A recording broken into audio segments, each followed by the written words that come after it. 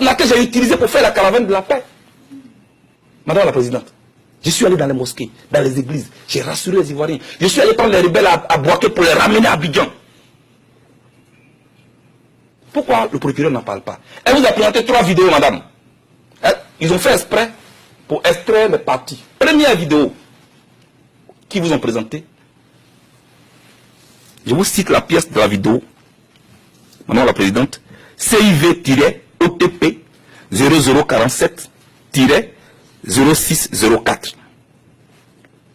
Comme vous a présenté tout à l'heure, où j'étais en chemise rayée, où je disais continuez de résister. Mais ce que le procureur n'a pas montré, c'est que dans cette vidéo, je disais, et je cite, restez et priez dans vos maisons, dans vos quartiers, partout où vous êtes. Fléchir les genoux est un devoir pour nous. Pour remercier Dieu, pour le glorifier, pour l'appeler au secours, parce que nous, les victimes, on nous fait passer pour les bourreaux. Fin de citation. Quelqu'un qui a distribué des armes en pleine guerre, il ne demande pas à ses partisans d'aller prier. Il leur dit plutôt, prenez les armes pour aller vous battre. Mais voilà Blé Goudé, curieusement, qui demande à ses partisans de fléchir les genoux et puis prier. Mais pourquoi le procureur ne dit pas ça? Je ne trouve pas ça honnête, excusez-moi. Deuxièmement, Madame la Présidente, elle vous a présenté une autre vidéo où je disais, nous allons vous lancer le mot d'ordre bientôt, nous sortons d'une réunion. Mais juste avant ça, ce qu'elle n'a pas dit, c'est que j'ai dit, évitons le piège de la guerre civile. Pourquoi vous n'avez pas dit ça? C'est dans la vidéo. Parce que vous voulez me faire passer pour un criminel.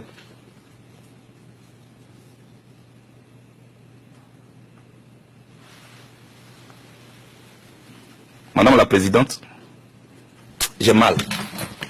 Je vous le dis sincèrement, pas de la manipulation comme on veut le faire croire, mais j'ai mal. J'ai tellement mal que je voudrais encore vous dire, le procureur dit, Blé Goudé a dit, vous êtes devant, donc ne regardez pas derrière. Dans cette salle-là, ça a été dit. Hein. Donc cela veut dire, ne vous occupez pas des crimes passés. Ce n'est pas vrai, madame. Nous étions à un rassemblement où les gens étaient nombreux. Donc j'ai voulu dire aux jeunes qui étaient là, vous êtes tellement nombreux, mais vous ne voyez pas derrière. C'est parce que vous ne pouvez pas voir derrière, sinon nous sommes très nombreux. Abidjan, on dit, à connaît pas, à demander. Demandez-moi, je vais vous expliquer. Pourquoi vous vous compliquez la tâche comme ça? Pour aller chercher des attestations de bourse, tout ça. Demandez-moi, je vais vous dire. C'est pas la peine de raconter des choses comme ça. Madame, moi, je suis un homme convaincu de la force motrice de la mobilisation des masses et des vertus de la non-violence. Pour moi, madame, celui qui accorde le pardon se débarrasse du fardeau encombrant de la haine. Je l'ai toujours dit. Je peux le dire avec force, peut-être avec des gestes forts. C'est ma nature. Mais cela ne veut pas dire que je suis violent. Ce que je dis, je le dis avec mon cœur. Je le dis avec mes gestes. Je le dis avec tout mon corps. Peut-être que c'est ça qui est la différence. Vous voyez? C'est ça. Mais je ne suis pas le seul leader qui parle ainsi, hein, parce que je regarde la télévision. Je vois comment les leaders aussi font des gestes. Madame, pardonnez. Ça, c'est le fondement de ma philosophie politique. Aller vers l'adversaire. La tolérance politique. La culture de la tolérance. La générosité politique. C'est pourquoi je partais vers eux. M. Dick Kaufmann l'a dit et il ne croyait pas si bien dit. Madame, j'ai fait campagne pour qu'on accepte les rebelles en Côte d'Ivoire. Déjà m'insultaient pour ça, mais je l'ai accepté. Je voulais vraiment vous le dire. Et moi, je ne compte pas déroger à cette philosophie. On peut me condamner, hein. Mais moi, je continuerai toujours de dire aux gens qu'on n'entre pas en politique avec les armes. Qu'on n'entre pas en politique avec les fusils. On entre en politique avec des idées. Avec un projet de société. C'est ce qui est vrai. Alors, madame, moi, je voudrais vous dire, madame la présidente, ce qui suit.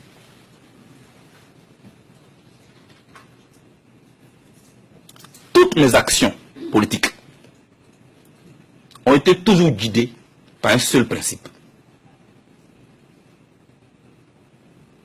Ne jamais écrire mon nom du mauvais côté de l'histoire. pour ne pas léguer en héritage à ma progéniture et à mes proches un nom ensanglanté du sang innocent de mes concitoyens. Jamais je ne participerai à ça. Et c'est moi qui ai dit, je ne veux pas participer à la rwandisation de la Côte d'Ivoire. Le procureur n'a pas entendu ça non plus.